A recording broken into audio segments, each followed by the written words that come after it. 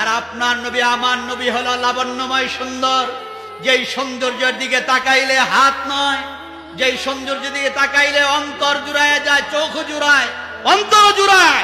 ওই নবী নবী মুহাম্মদুর রাসূলুল্লাহ সাল্লাল্লাহু আলাইহি সাল্লামের চেহারা মুবারকের দিকে তাকায় থাকলে মানুষের দিলটা পর্যন্ত জুড়ায় যায়। জোরে বলুন সুবহানাল্লাহ। কি মায়া নবীজির চেহারা মুবারকের মধ্যে। উহুদের ময়দানে হযরত তালহা রাদিয়াল্লাহু তাআলা আনহু, যার গায়ের মধ্যে ৮০টা তীর লেগে গিয়েছিল, ওই তালহা রাদিয়াল্লাহু তাআলা আনহু ৮০টা তীর নিয়ে যেই মাত্র নবীজির সামনে গেলেন, যাওয়া মাত্র নবীজি ডাক দিয়ে বললেন, তালহা তোমার কি অবস্থা?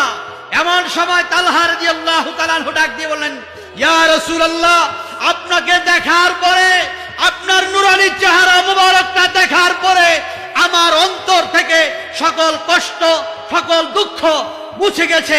আপনাকে দেখা মাত্র আমার দিলের মধ্যে শান্তি চলে আসছে। জোরে বলেন না সুবহানাল্লাহ, আর জোরে বলেন না সুবহানাল্লাহ। রাসূল সাল্লাল্লাহু আলাইহি সাল্লামের চেহারা মুবারকের মধ্যে আল্লাহ পাক কি মায়া, কি মায়া, কি দরদ দিয়েছেন, যেই চেহারার দিকে তাকায় থাকতেই মন চায়। হযরত বেলাল রাদিয়াল্লাহু তাআলা আনহু নবীজির চেহারা মুবারকের দিকে তাকিয়ে আছেন। এমন সময় নবীজি বললেন, বেলাল তোমার মশক ভরা পানিটা আমার হাতে দাও।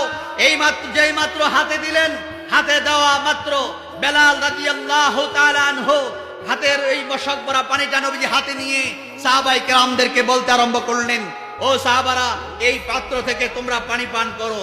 আল্লাহ রাসূল সাল্লাল্লাহু আলাইহি সাল্লামের হাতের মুজিজা দেখা যায়, চামড়ার মশক ভরা